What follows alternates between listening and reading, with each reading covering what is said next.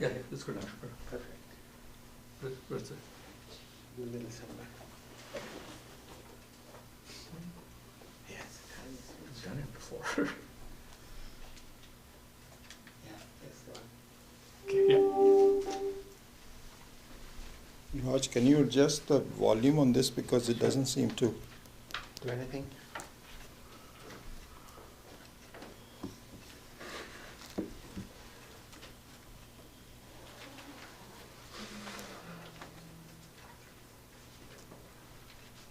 Turned on. Yeah. Can you test? Hello, hello. No, there's nothing. I'm tapping on this.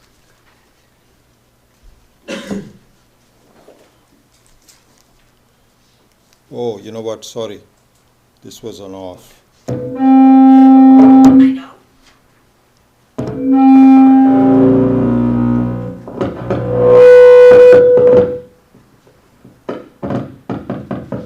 Still too loud.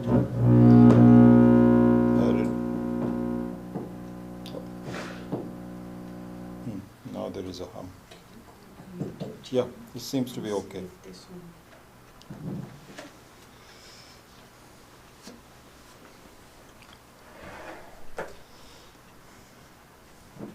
Test it? Yeah. Yeah.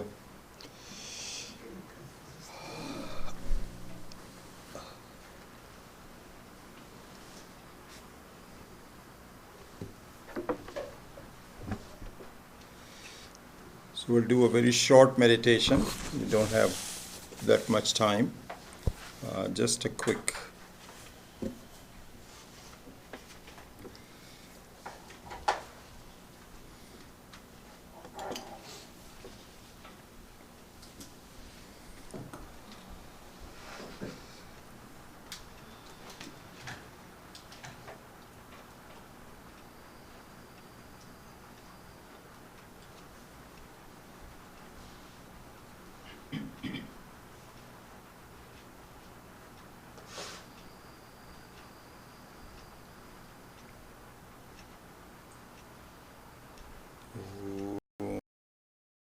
Astu Bhagavan Vishveshwaraya Mahadevaya Triambakaya Tripurantakaya Trikalagnikalaya Kalagnirudraya Neelakanthaya Mrityunjayaya Sarveshwaraya Sadashivaya Sriman Mahadevaya Namaha.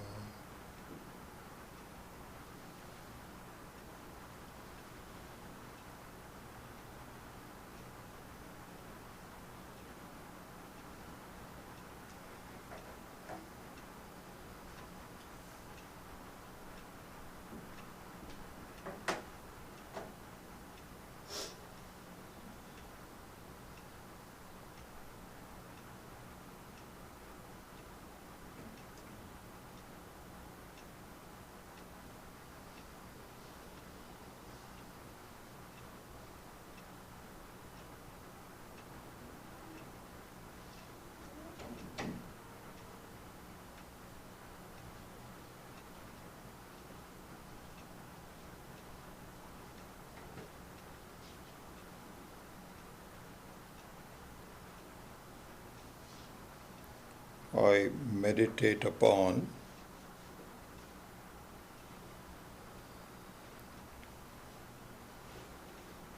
the remarkable beauty of Ishvara's creation.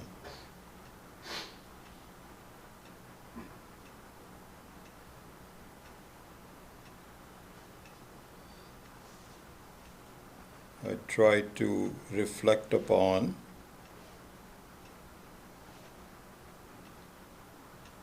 the wonderful structure of his creation.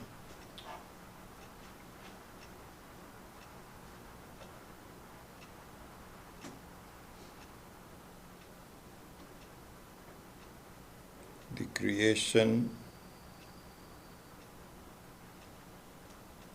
is in the nature of a person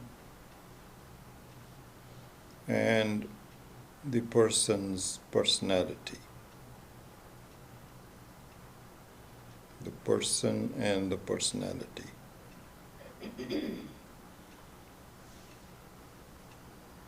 I see this is in the form of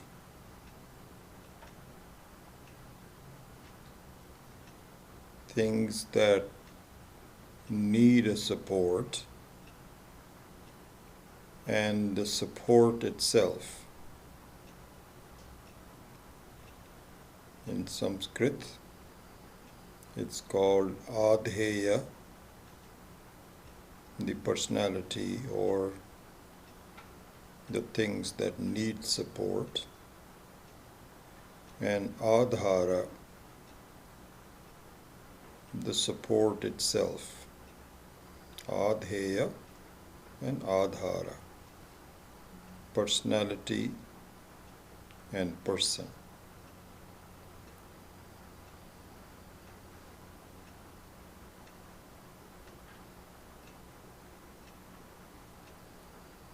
The Purusha and Shakti.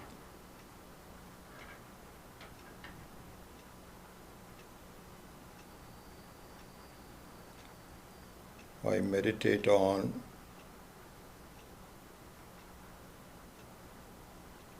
the structure of this creation.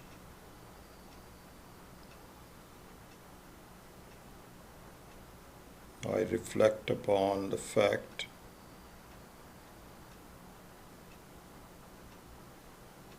that any formful vastu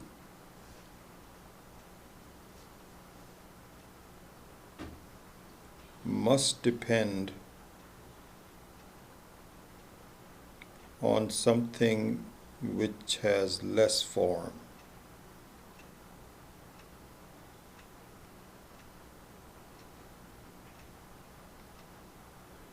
I reflect upon the shirt that I am wearing.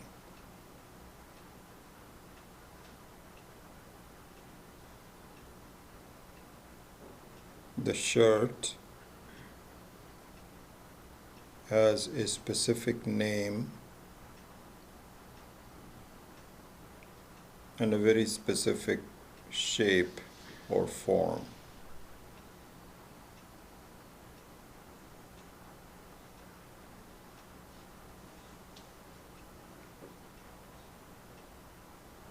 So this formful vastu called shirt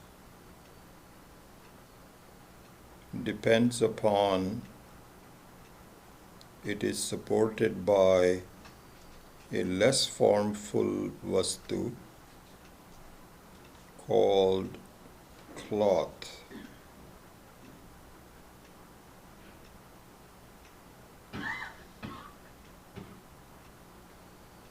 The cloth also has a form,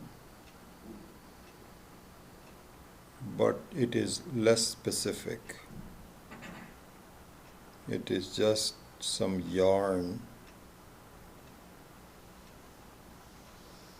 that needs to be shaped into a shirt.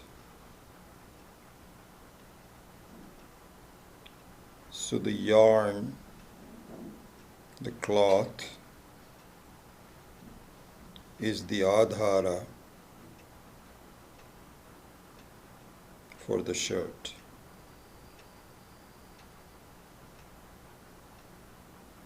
In turn,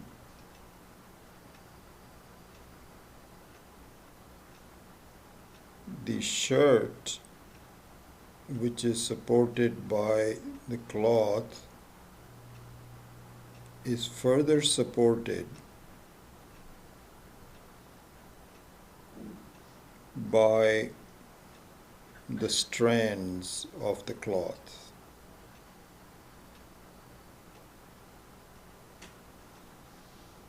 The strands, cotton strands, are even less specific than the cloth. So the cloth in turn is supported by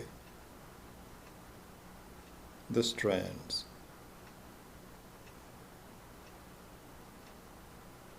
The strands are further supported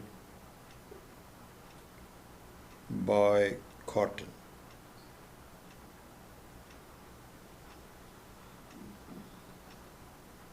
They have not been rolled into, the cotton has not been rolled into strands.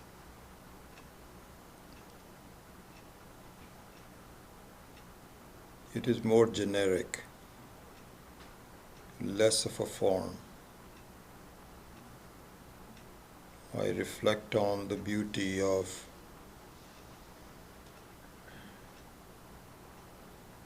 this structure.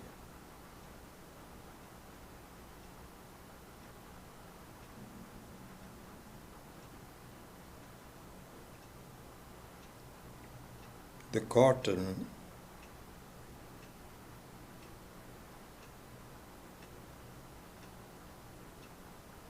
is visible to my eyes.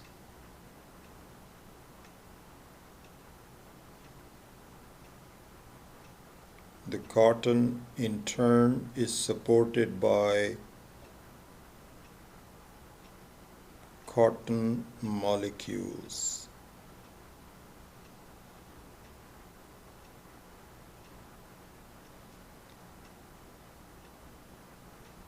They are not visible to the eye, but they are there.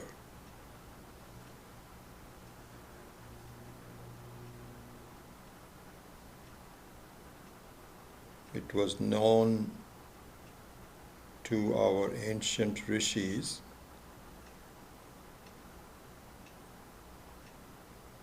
the molecules were called paramanus.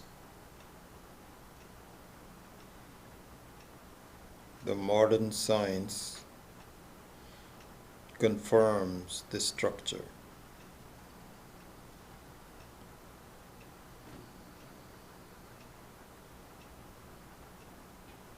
The cotton molecules have even less of a form. They are more generic than the cotton.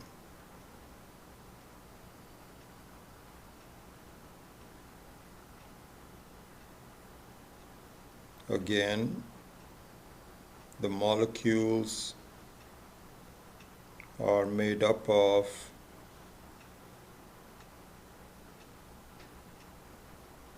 atoms. This was also known to our rishis.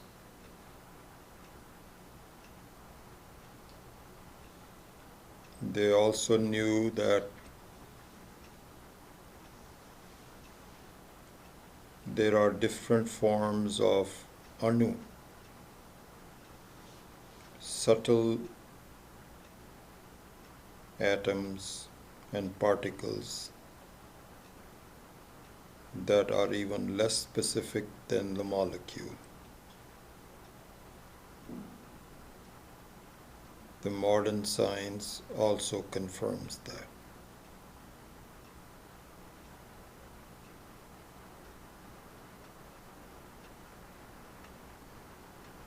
This is where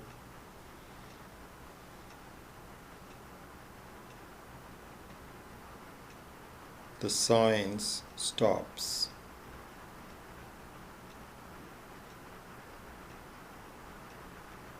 Not only the modern science, but the ancient schools of thought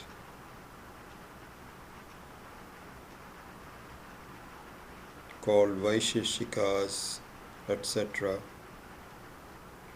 also stop.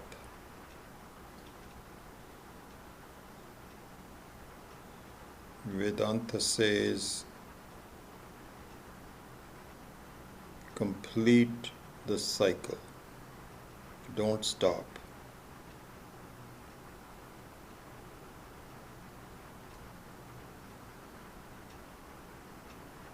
the particles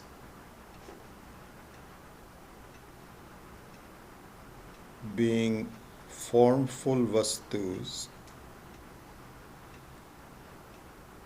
must depend upon another vastu.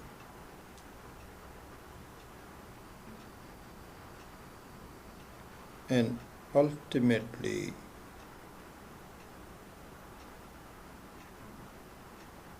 it depends upon a formless vastu.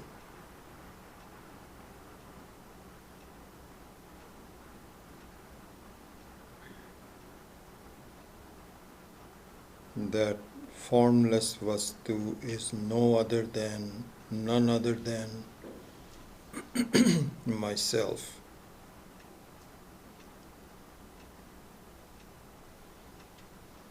Myself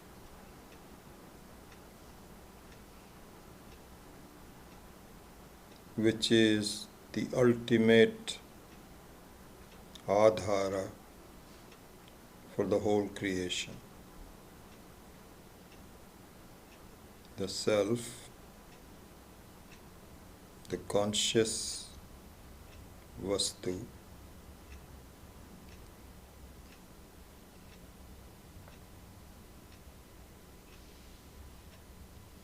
the nature of which is Satyam Jnanam Anantam,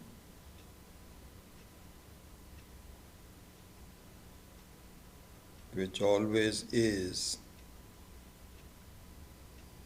always in the form of knowledge as I know, and has no boundaries because it is formless.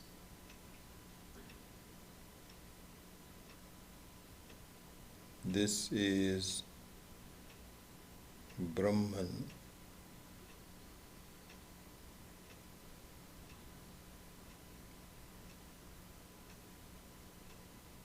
which is me,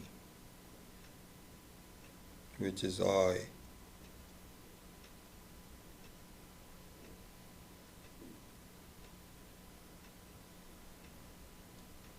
In meditation,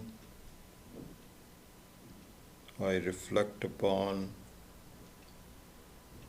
this beautiful, wonderful, creative structure.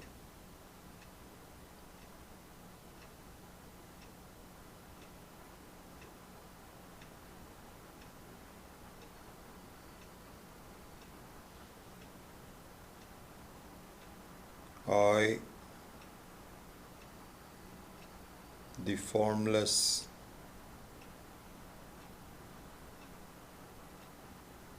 vastu,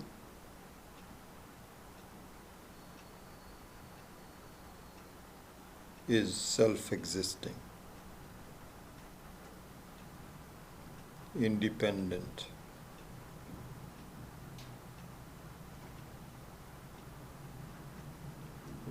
does not need a proof.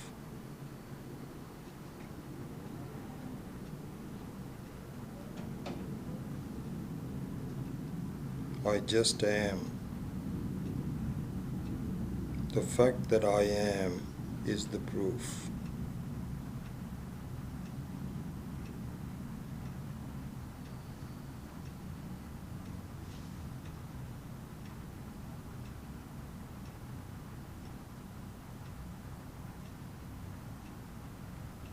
If there is any proof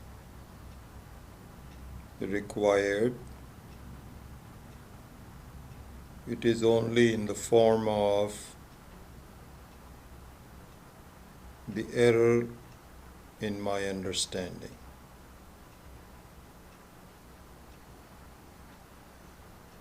The proof of the error, taking the personality to be the person.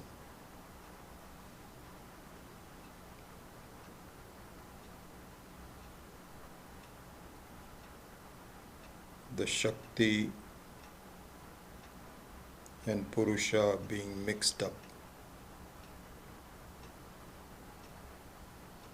Once this confusion is removed from my mind,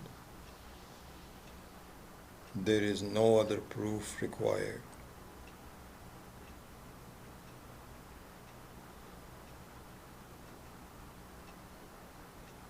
In meditation,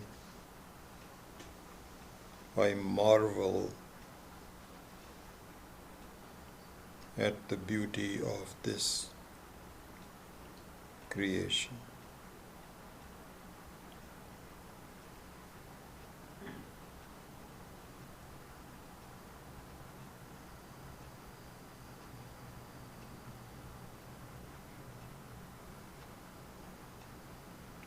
Om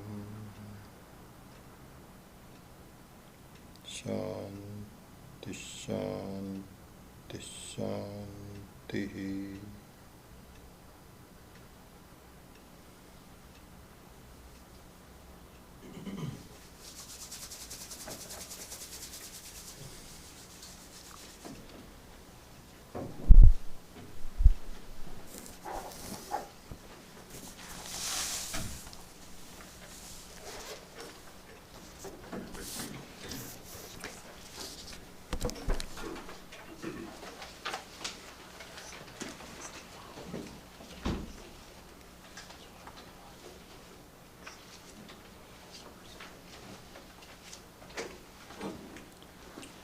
Om Shruti Smriti Purananam Alayam Karunalayam Namami Bhagavad Shankaram Loka Shankaram Shankaram Shankaracharyam Keshavam Badarayanam Sutra Bhashya Kritau Vande Bhagavan Punaha Ishvaro Gururatmeti Murti Bhed Vibhagine Vyapta Dehaya Dakshina Murtaye Namaha Gukarastvandhakaro Vai Rukarastvanivartakaha Andhakara Nirodhitvat Gururitya Vidhiyate Sada Shiva Samarambham Shankaracharya Madhyamam Asmadacharya Paryantam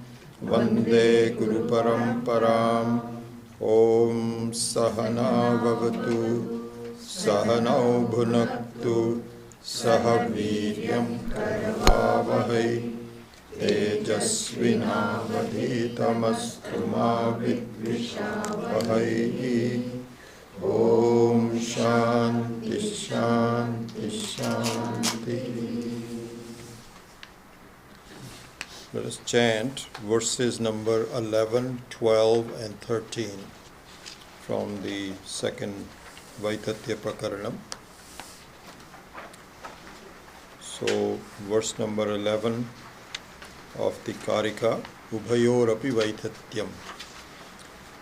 Ubhayorapi Vaitatyam, Ubhayorapi Vaitatyam, Bhedanam Sthanayor Yadi, Bhedanam Sthanayor Yadi, Ka Ekanta Buddhyate Bhedan, Ka Ekanta Buddhyate Bhedan, Ko Vaitesham Vikalpakaha, Ko Vaitesham Vikalpakaha, Kalpayati Atmanatmanam, Kalpayati Atmanatmanam, Atma Deva Swamayaya, Atma Deva Swamayaya, Sa Eva Buddhyate Bhedan, Sa Eva Buddhyate Bhedan, Iti Vedanta Nishchayaha, Iti Vedanta Nishchayaha, Vikaroti aparan bhavan, Vikaroti aparan bhavan, Antaschitte vyavasthitan, Antaschitte vyavasthitan, Niyatamscha bahishchittaha, Niyatamscha bahishchittaha, Evam kalpayate prabhuhu, Evam kalpayate prabhuhu.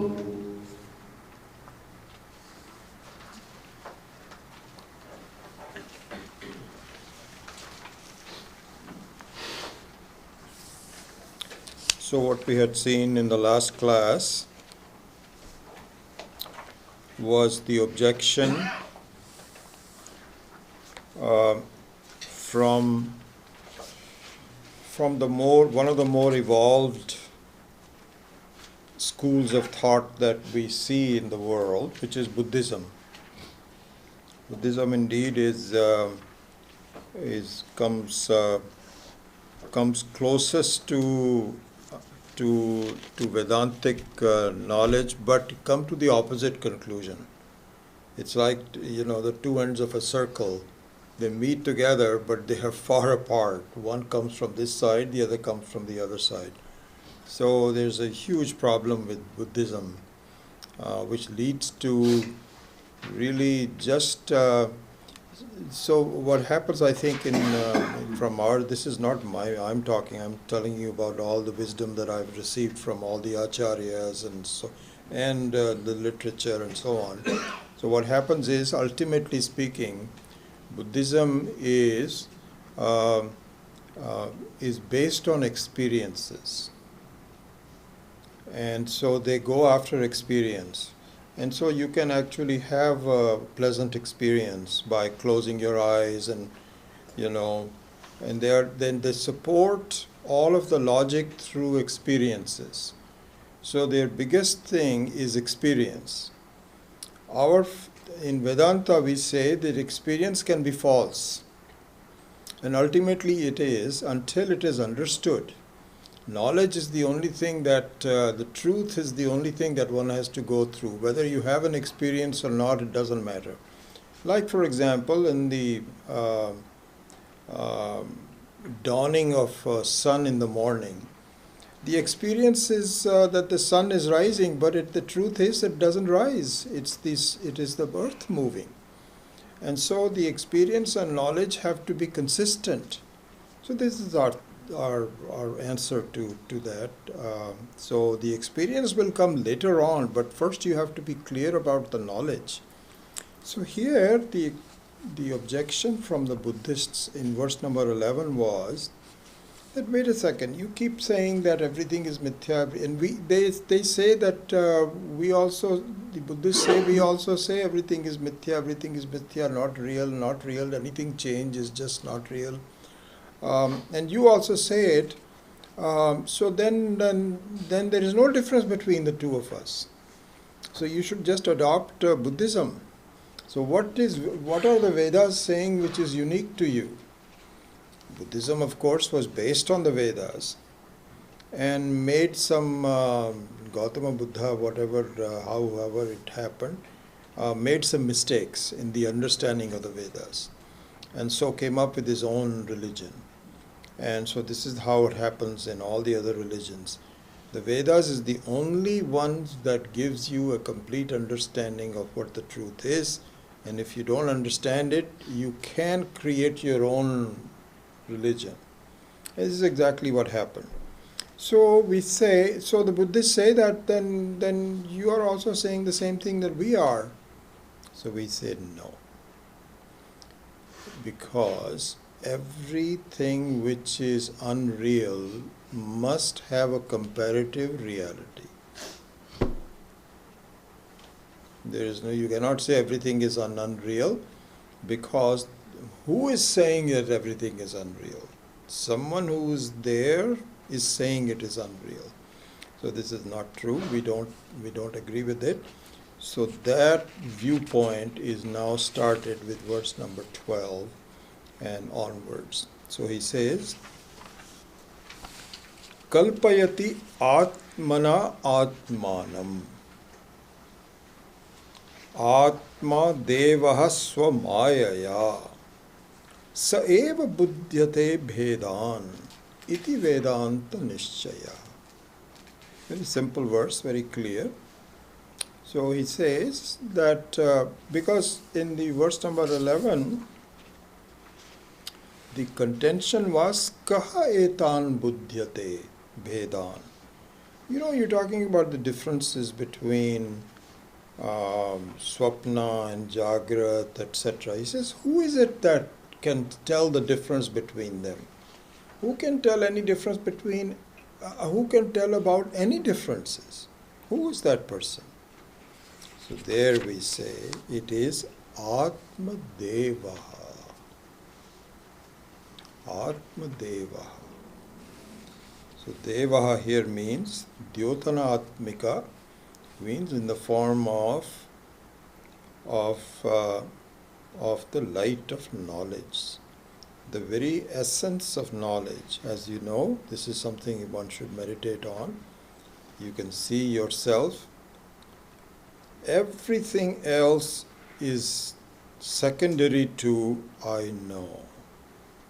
Just reflect upon this beauty. You can just do this. This is be so wonderful. Just see the truth about this. And I know something may depend upon certain situations. The specific knowledge that you have, like say I know this person.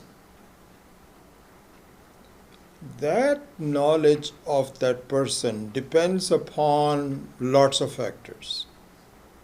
That means you have a mind, you must have met this individual, you must be familiar with it. So you know something is dependent. But to say, I know, is not any dependent. Not doesn't depend on anything. Just reflect this.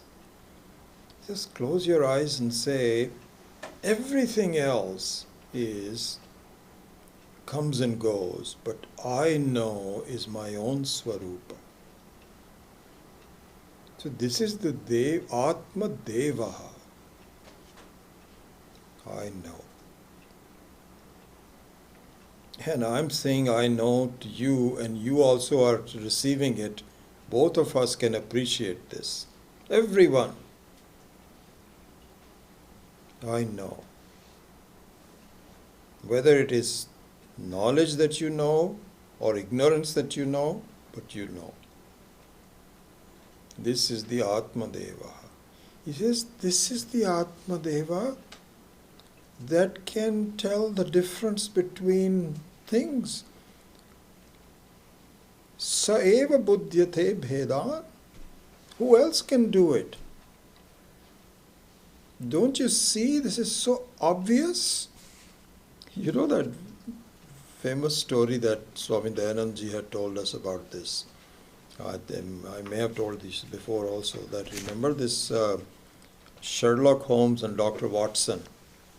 So they were both city dwellers, as this whole story is, that they were asked by the police to find criminals.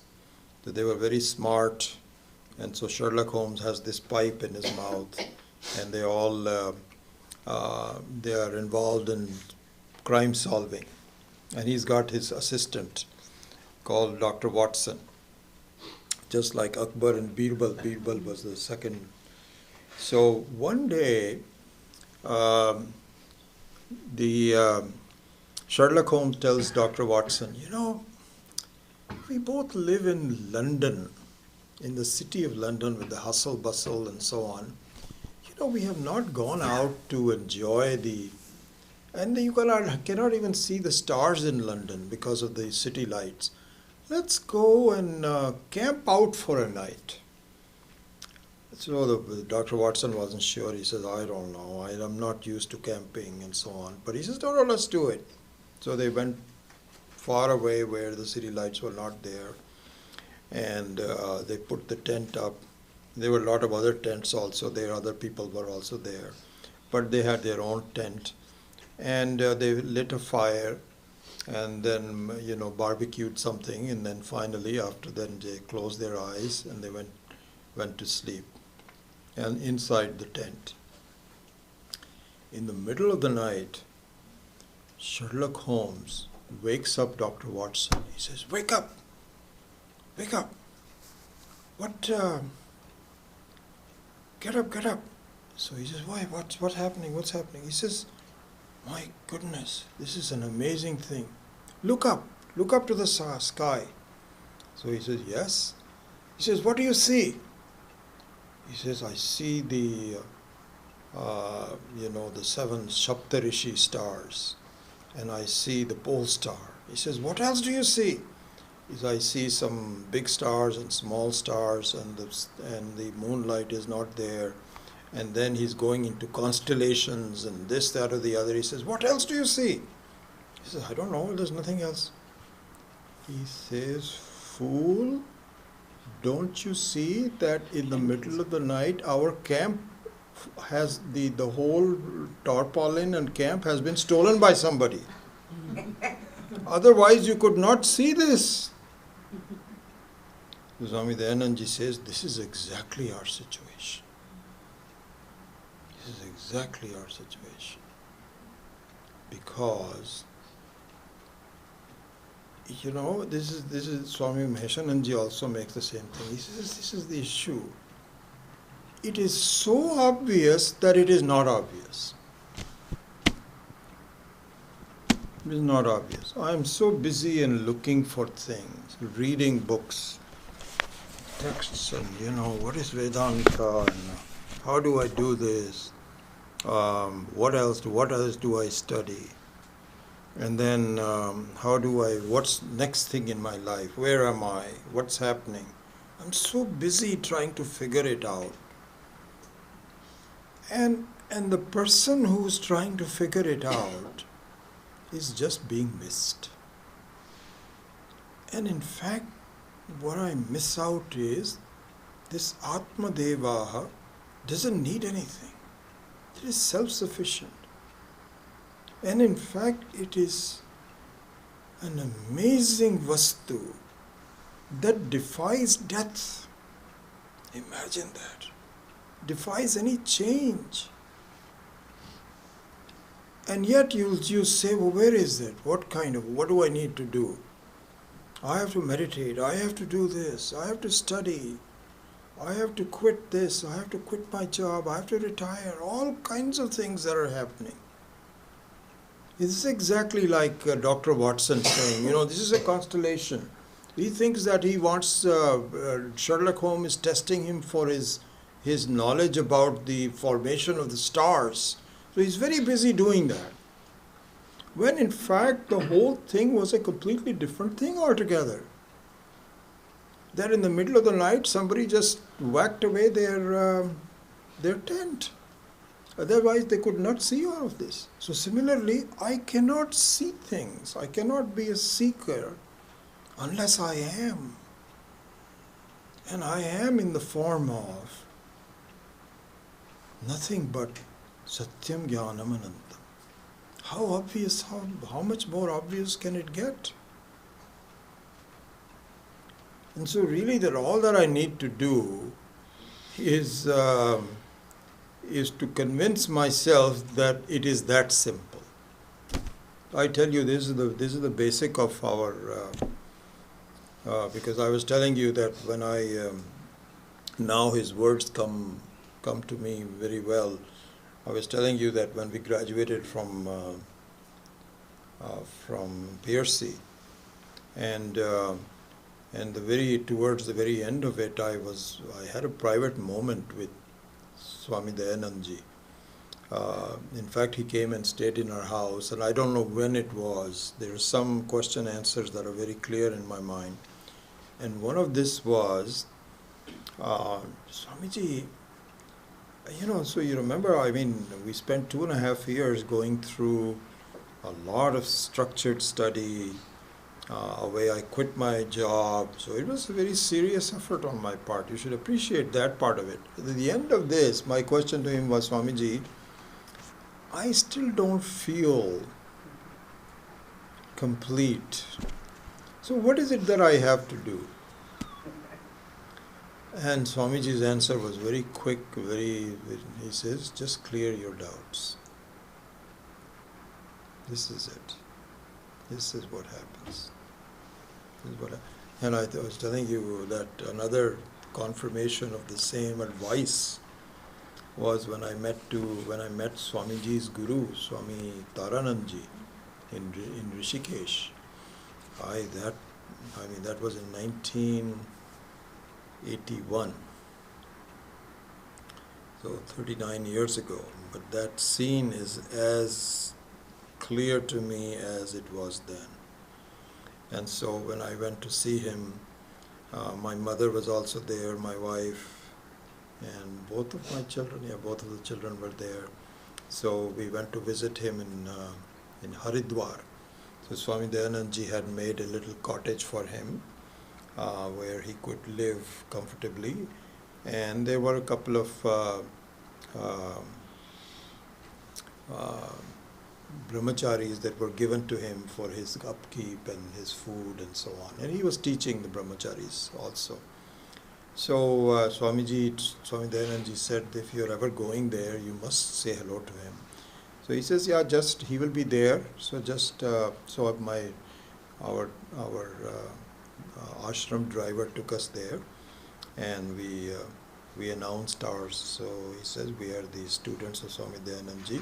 Can we see Swamiji? So he says, yes, I think so. Let me go fetch him. Please have a seat. So we all sat there. Then Swamiji came. We did our pranams. And then he said, yes. So I explained who we were. We were at the end of the 2-year course.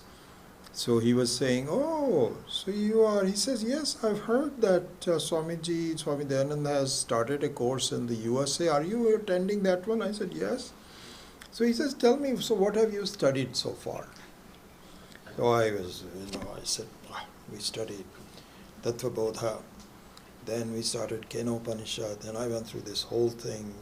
We had not yet started the sutras, the 4 sutras of Brahma Sutra. So I says those are coming, but I think we had already finished Mandukya, and so we did that. He says, oh, that is wonderful, wonderful, very good, very good. So I was feeling, I'm so blessed, so wonderful, This Mahaguru is saying wonderful, wonderful. So then he said, in Hindi, I'll say that in Hindi first and then I'll translate that. तो अभी तो सिर्फ श्रवण हो रहा है, अभी मनन बाकी है. Means that right now you're just doing shravanam. Now he didn't say that, but his tone said it, that mananam is now left. A lot of work has to be done. And I didn't quite get that. I sort of said, no, it's just normal shravan ho raha hai, uske baad manan hoga. Yeah, of course I know all of that. And I still recall that when I was impressing my wife that I'm going to quit and I'm going to leave my job and going to do all of this, my thinking was, at the end of this 2.5 year, I'm going to become a Jivan Mukta. I'm going to be done, completely finished. So these foolish ideas were punctured in a very nice way by both Swami Dayanand Ji and his Guru. Swami Dayanand Ji by saying, clear your doubts. And Swami Taranand Ji was saying, abhi to manan karna hai. This is exactly what the situation is. It is very obvious, but our mind puts up a lot of doubts. How can it be so obvious? So what? So fine, I know I'm in the nature of I know, but I still have a lot of problems. That means this is the normal stuff. Swami Paramatmananda also said the same thing. Somebody said, I know a Vedanta, but what do I have to do? Remember for those of you that were in the retreat, and the answer is, you really don't know. You really don't know. You think you know, but you don't. And so, but there has to be a start somewhere. Anyway, so this is what it is. Atma Devaha. He says, who else? You just go through this systematically and follow through. So, so this is what happens. I think that just to underscore this, it's very much like a scale. A scale that has a weight on one side and, so these, this is interesting. So, the old style scale that has two different things that can be weighed. On one side, you put down these metallic weights, like 1 pound, 5 pounds, 10 pounds, 20 pounds, etc. And on the other side, you put what you really want to get, rice or wheat, let's say wheat. So what happens is, in the beginning, you put some wheat, and this side is much heavier, and the wheat is not there. And then slowly you keep on pouring more wheat into the other side until they become equal. Then the shopkeeper takes it off and he says, okay, that'll be so much money.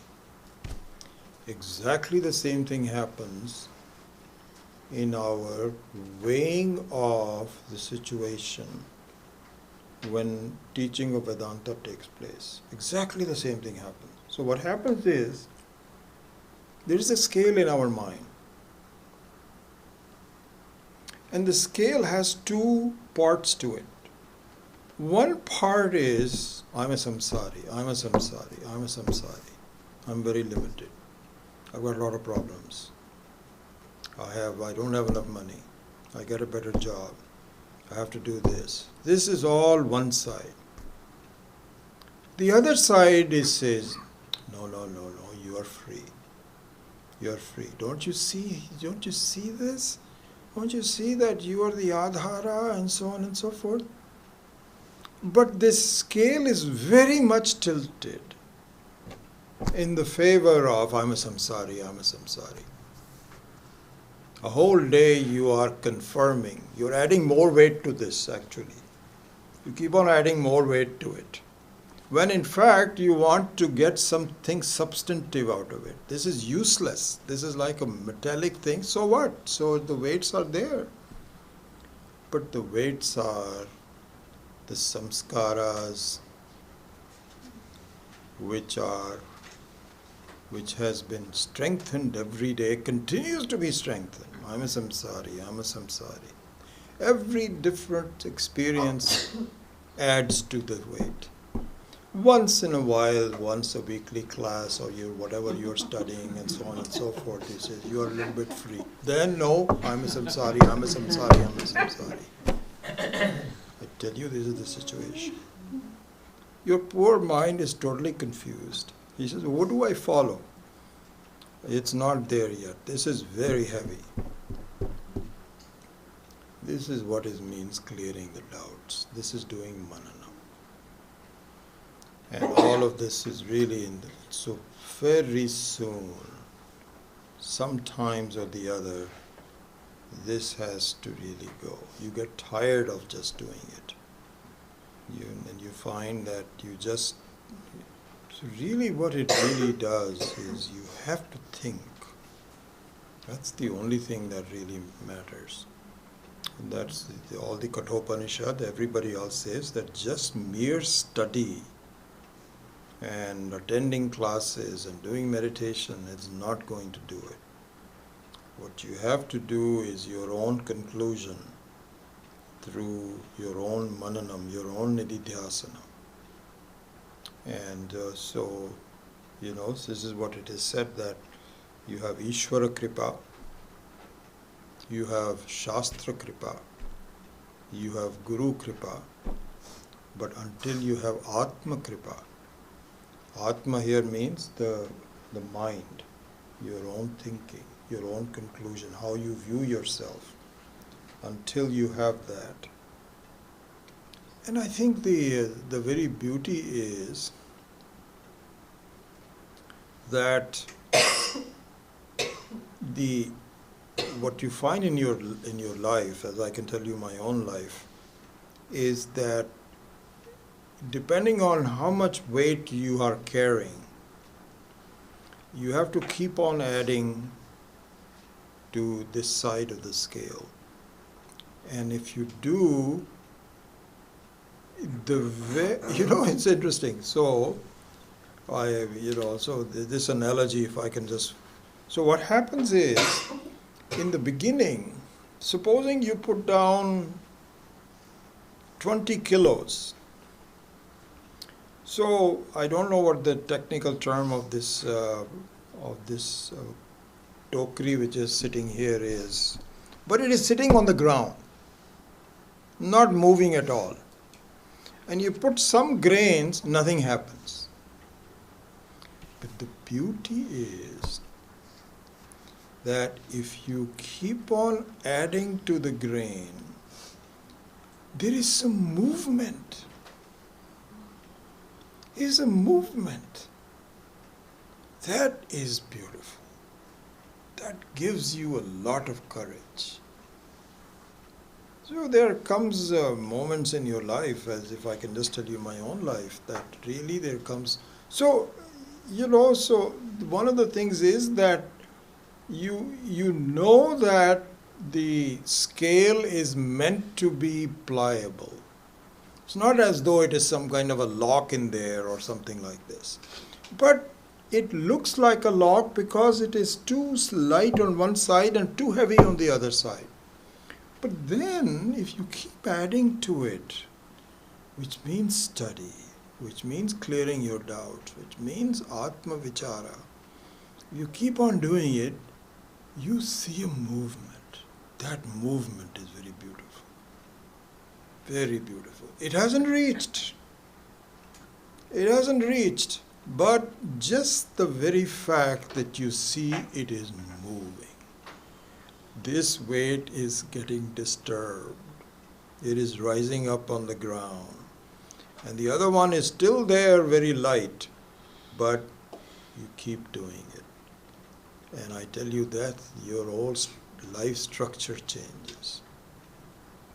And that itself is very beautiful. So these things are not a joke. It's just, this is, and then we just have to do it on our own. Everybody has their own. If you are generally pessimistic, you've had a lot of problems in your life, and you're pessimistic, then it's going to take a little longer time. That's all. And if you have a sunny disposition, then the weight is a little lighter. But all of us have to go in that direction. Anyway, so that's just some. So, going back to now, Atma Devaha. So all this dissertation was Dyota Atmikaha Devaha. That's all I was. The rest of it I haven't even done yet. So the word Devaha means the one who is self-shining.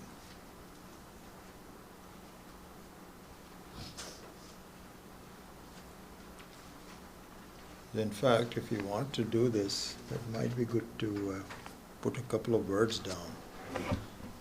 This is just some technical word, but is this on? Okay. Yeah. Okay. Is it on?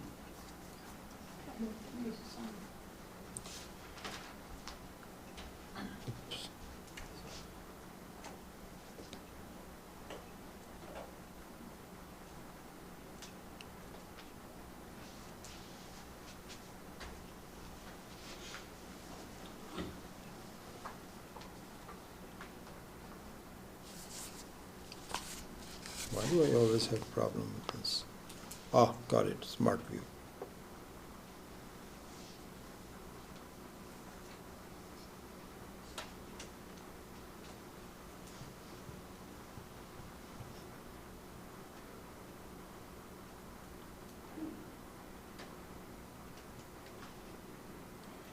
So I'm going to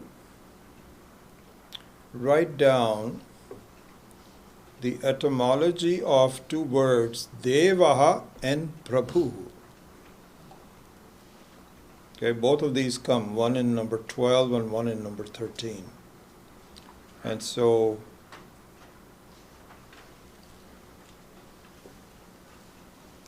it's not finding it. Strange.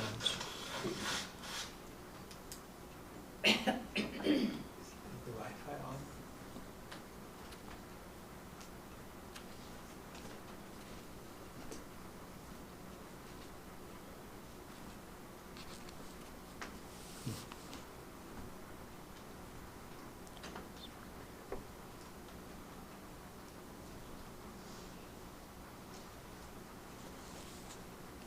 It's trying. Ah, this time it got it.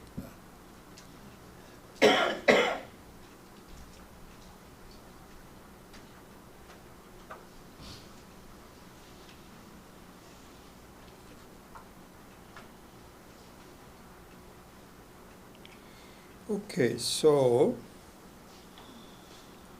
going to give you.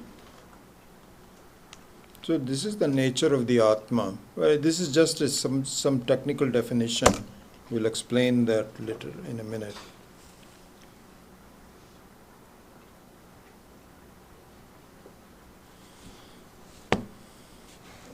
So the word Devaha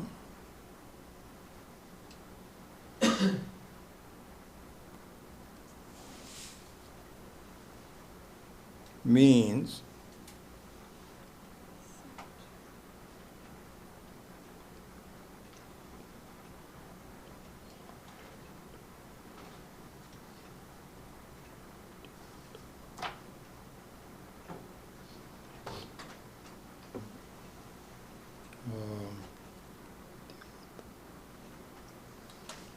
anyway, I'm just going to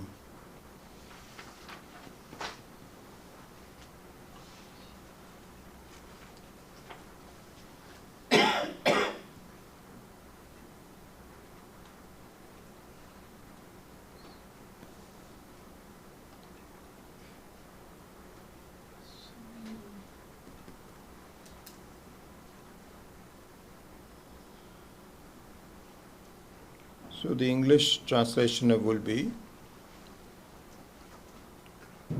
one whose nature is effulgence.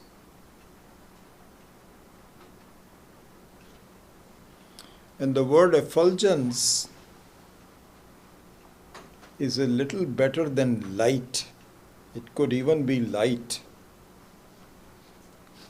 And the reason we would use the word effulgence rather than light is because the word light normally associated with bhautika light, just the light that we see. So our mind does not, it gets arrested in the fact, is it a light? Like the light of the sun. But effulgence means the ability to light up things. So just look at this. So when you say, I know, so this is Chit Swarupa, I know. And so just imagine, the whole life will not be possible without a natural content of you being I know. So it's Swamam Jyoti or? Swayam. Swayam. Swayam, sorry. Sorry.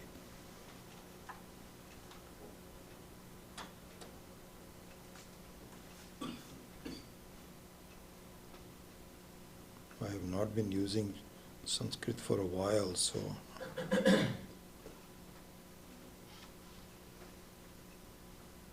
Swayam Jyoti. Your own means that it is your nature is that of effulgence. So the nature of the Atma, the nature of you is self-effulgence. This is the meaning of the word Devaha.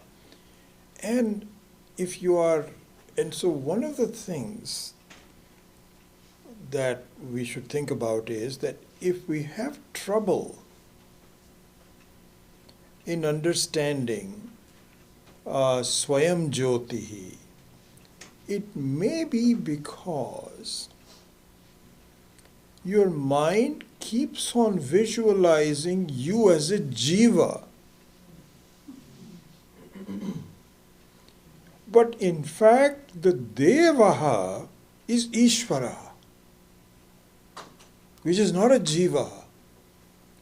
And the Ishvara Swayam Jyot is only one Devaha in the whole world, which is Ishvara, which appears as individual jivas also. So try to visualize if your mind is arresting your ability to truly think of yourself as Swayam Jyoti, then start from the other side and bring in Ishvara. Because really Ishvara is you are not there independent of the Ishvara. This is the common Jyoti for all of us. So think about that as Brahman. In fact, in the Mandukya, in verse, I forget the verse number, there is a very famous Tattvamasi Vakya which is called Ayam Atma Brahma. So Ayam Atma Brahma is Devaha, is only one Devaha, Swayam Jyoti.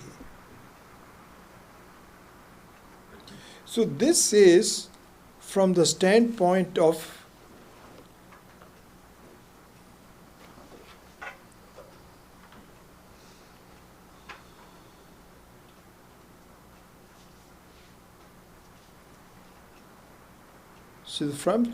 Chit, which is in the form of knowledge. I know. Okay, so this is one part of it. Then we go to the other one, which is in verse number 13, which says Prabhu.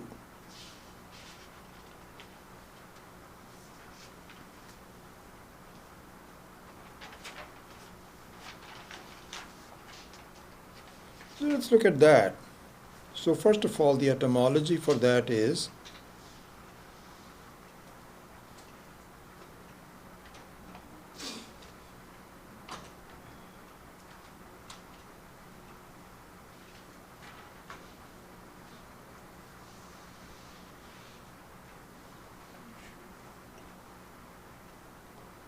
Prakarshena bhavati iti Prabhu.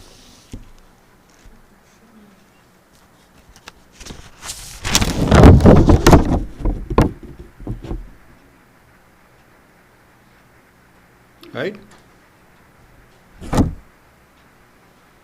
Prakarshena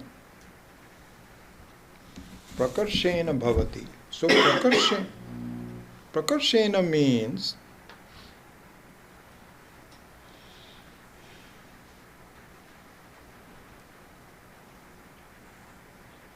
the ultimate.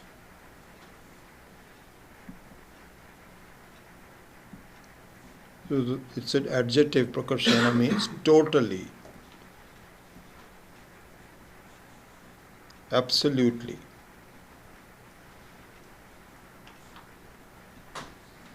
Prakarshena bhavati. So what does it mean, prakarshena bhavati? So first of all, look at the word bhavati.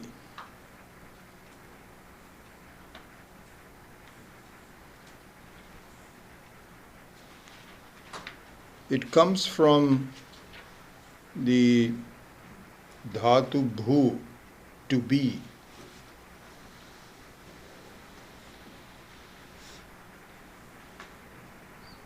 Is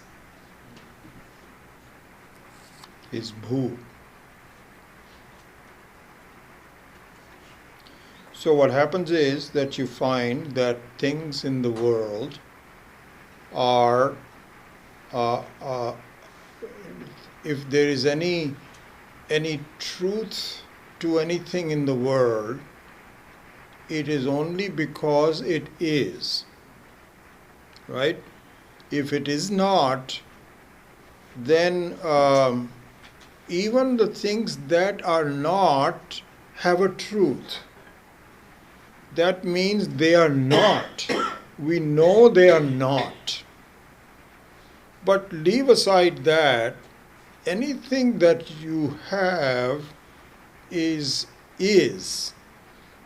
So a table is, a floor is, a chair is, and so on. But here's the thing. When you say a table is, the isness of the table is highly conditional. In fact, Swami Dayanandaji was very fond of saying that if you turn it over, it is no longer a table. It's true. Supposing you invite some guests to your home, and you're saying, please get your food, yeah, let's all sit. And the table has been turned upside down. There are legs standing up. So the person says, where do we eat? So he says, just on the table. It's not a table. Highly conditional. It has to be right there. It has to be clean, and so on and so forth. So everything is conditional. There is only one thing which is, but also unconditional. Absolutely. That means there is nothing that will disturb it. Nothing. Not even time. Just imagine this. Even time cannot limit it. Space cannot limit it.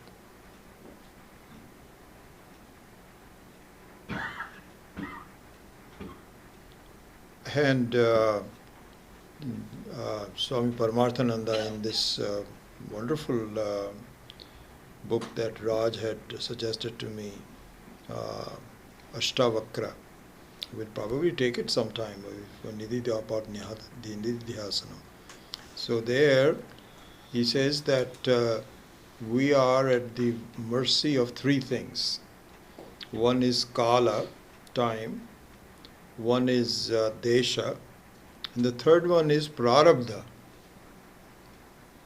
So Prarabdha also, this is a good way to look at it. Prarabdha also means things happen without my expectations. All of a sudden everything is okay and you meet into an accident.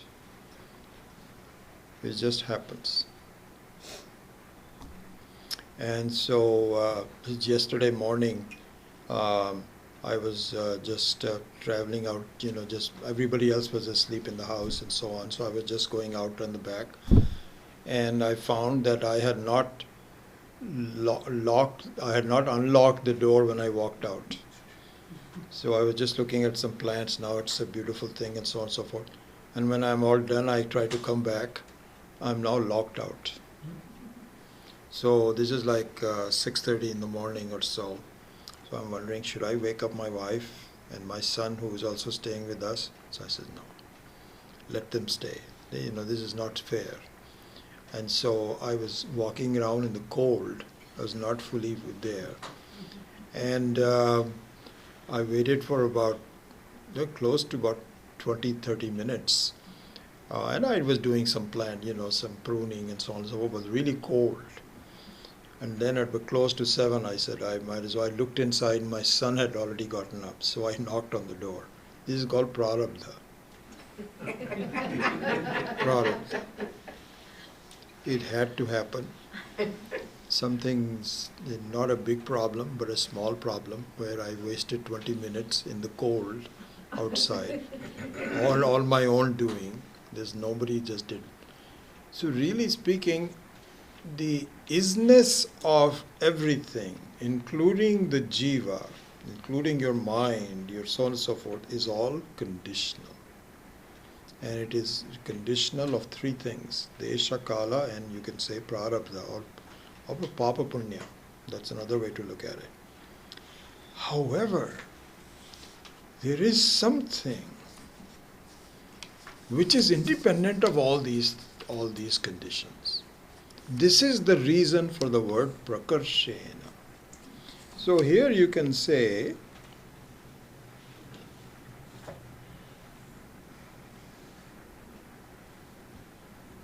Swayam Bhavati.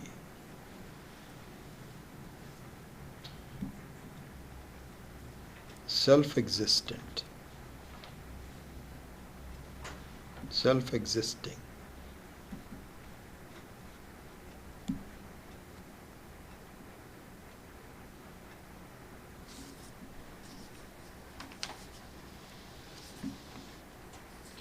And here it's interesting. Swami Maheshananji, in his one of the discussions in the sixth chapter of the Panchadashi, had pointed this out very beautifully. He says, if you look at the truth, look at the word truth. Okay. So he says that, and this is related to this discussion of Swayambhu. So he says that if you look at truth, what is truth?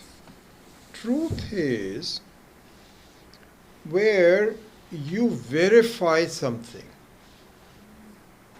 You verify something. So so for example, you say, yes, that person was in the class.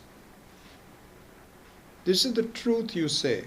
I tell you, I don't have to use the word swear or anything, but I saw the person, because there was some doubt whether the person was in the class. So you say, yes, that person was there. So this is called truth. Now, this truth is limited, because the class is going to be over soon. So the fact that this person is in the class has only limited applicability. After a while, you cannot say, yes, this person is in the class. The class itself disappears. How can you say there is a truth in the way we discuss it is all highly limited? So, in fact, this is when you say Tattvamasi.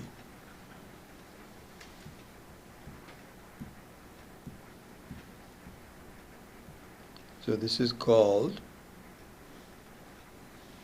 Lakshana Vakya.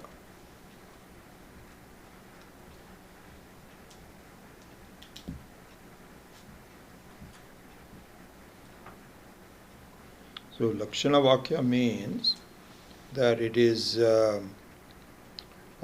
it has to be indicated.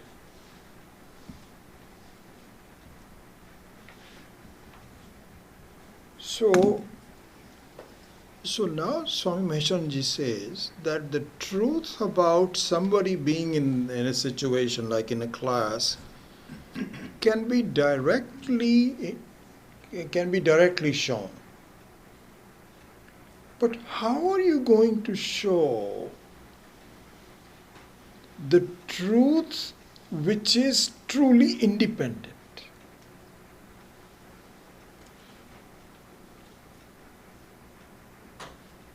Which is not conditioned by even time? Through Lakshana Vakya. So this is where he says, this is where Lakshana is used. Lakshana means that you say just like you see the essence of the truth. In fact, I'm just giving you all this. So the very famous, we studied this in the Taittiriya, Satyam Jnanam Anantam.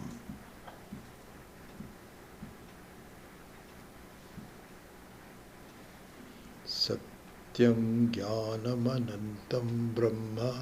So Brahma is Satyam Jnanam Anantam. So this Anantam makes the Satyam and Jnanam a Lakshana Vakya. How?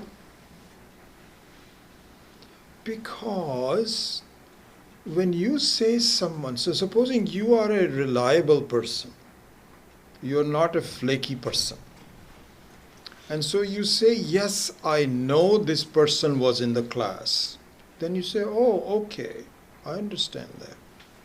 So this you can communicate directly. But when you say, I'll tell you the truth, this Devaha is the Prabhu. Prakarshena bhavati means Swayam bhavati. Swayam jyotihi Swayam bhavati. That is also the truth. And how is that truth going to be shown? How is it going to be shown? You can say, just like I tell you the truth about something specific, this is the very formless basis of the truth, which it always is. This is called Lakshana Vakya. So Lakshana Vakya here means that it should be, there is no other way to show that. No other way to show that. The only other way to show that would be, just look at the fallacy of this. The only other say would be that if you were to say, you know what, Atma survives this life. So supposing you say, well, prove it to me. Prove it to me. And you say, well, the only thing we can do is, okay, here's what we'll do. You have to die, I have to die, and we both have to meet again in our next life, and we have the same piece of paper which says, prove it to me. Okay? And then somewhere there we will say, okay, that's it, you're right, yeah, the same, you and I were there. How's that going to happen? And so don't you see that this is what it is? And in fact, the elements of the Devaha and Prabhu, which is Satyam Jnanam Anantam, is the formless content from which all the other structured forms came. You cannot have anything which is existing unless the content of that is also existing. And that is the Prabhu. And so again, if interesting, one is if you say that you are the Prabhu, you will say, no, don't call me Prabhu. You don't insult the Prabhu because I'm just a small person. Don't call me Prabhu. It's exactly the same situation. But you are the Prabhu, what can I do? And in fact, again, if you have an issue with that, then you can consider that as the Ishvara. Maybe so. That's what you should do. Here, there's a very common, funny story about Dvaita and Advaita. And Swami Dayanandji and Swami Maheshanandji, in their own way, they have a lot of the examples is common. I think there are some common ones in the Shastra, so they have their own way of saying it. So I was reading about the same example recently from Swami Maheshanandji's book, so that's fresh in my mind. So it appears that in a village there was a scholar that had studied in a Dvaita school in Varanasi. So they all have their schools. Dvaitins have their own school, Advaitins have their own schools. So Dvaitan means everybody is different. Ishvara is different, You are different, I am different. Don't try to equate yourself to Ishvara. So he was a scholar, he had done his PhD, and he can quote Sanskrit verses, this, that, or the other, completely. And so after a long time he went back to his village, and he was very well honored as a very scholarly person. So he said, tomorrow I am going to give you a lecture that Dvaita is the truth. And if there is any other person who wants to take me on to that, please let's have a debate. And that'll be at 8 o'clock tomorrow, and chairs and stages are all set in this person. So the villagers were all, they were not educated, they could hardly read and write and so on and so forth. And so they said, Baba, who can compete with you? No, we don't know how to, because he will argue that this, that with Sanskrit words and so on, and we'll say no. So nobody came forward. So he says, see, I offered you the debate, nobody came. So Dvaita is the truth. Dvaita is the truth. So there's one person who said, okay, I'll debate with you. So he came. And he was a landowner in the village, a wise person. And while he was starting to do, there was a guy who used to shave his beard. In the old days, I don't know if you remember this or not, but somebody would come in to shave, and this person would be lying there very nicely every day. My wife's father, actually, my father-in-law, I've seen him. He will be just every day, this guy will come to shave his, so he doesn't have to do it himself.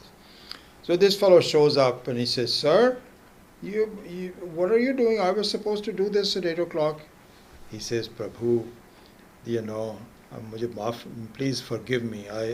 Something came up, so he says, don't call me Prabhu. There's a separate Prabhus, don't call me Prabhu. It's okay, no problems.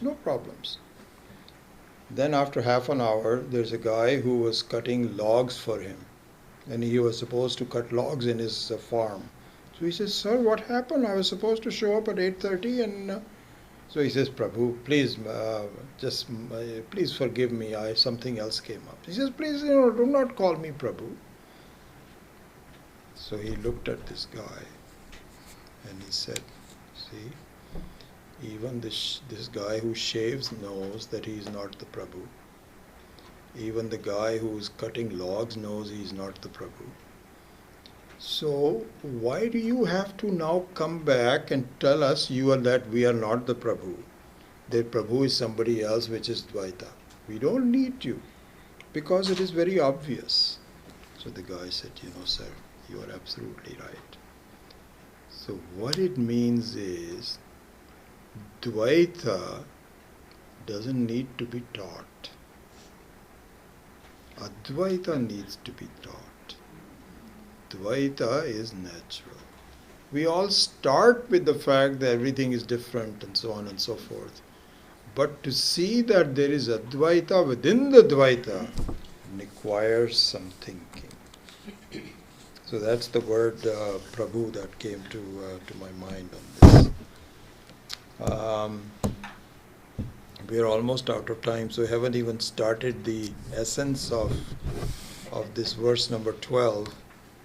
Anyway, so he says, Kalpati Atmana Atmanam Atma Devaha Swamayaya Saha Eva Buddhyate Bhedan Iti Vedanta Nishchaya. And then it continues on, Vikaroti Aparan Bhavan Antaschitte Vyavastitan. So we will take that up next time. So this teaching of Vedanta, which talks about how this whole thing happens, how do we make decisions, how do we have doubts, and so on. And of course the true understanding of Maya, which is very important in in our study of this. What is the role of the Maya? How does this happen? What is the essence of it? So as I've said that before, that each one of us needs to completely understand what Vedanta is saying. What are the tenets of it? What is the arguments? And be able to defend it. Whether you have debates with anybody, it doesn't matter. But for your own mind, you need to become a specialist. And when you do become a specialist, you remove the doubts of your own mind, and you make this part of the scale heavier. This is what needs to be done. So with that, I'll close the class today. Om Swasti Prajabhyav Paripalayantam Nyayena Margena Mahim Mahishaha Gobhammanebhya Shubhamastu Nityam Loka Samastha Sukhino Bhavantu Kale Varshatu Parjanyaha Prithvi Sasya Shalini Deshoyam Shobharahitaha Brahmana Santu Nirbhayaha Sarve Bhavantu Sukhinaha Sarve Santu Niramayaha Sarve Bhadrani Pashyantu Ma Kaschit Durgabhag Bhavet Asato Ma Satgamaya Tamaso Ma Jyotirgamaya Mrityor Ma Amritam Gamaya Om Purnamadav Purnamid Purnat Purnamidachyate Purnasya Purnamadaya Purnameva Vashishyate Om Shanti Shanti Shanti Hari Om Shri Gurubhyo Namah Hari Om.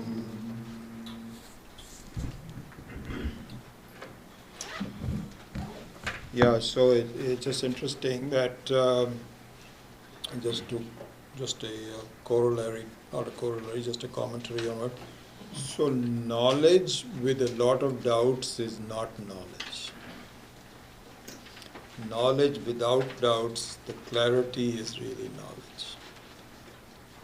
So when we have a lot of doubts, then we have a sort of some beginning that cannot be called as jnana.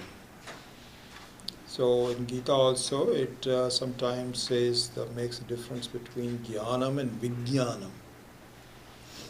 So oftentimes vijnanam means at least the semblance of the truth has been started, but you have to really work on it to clarify the doubts and so on.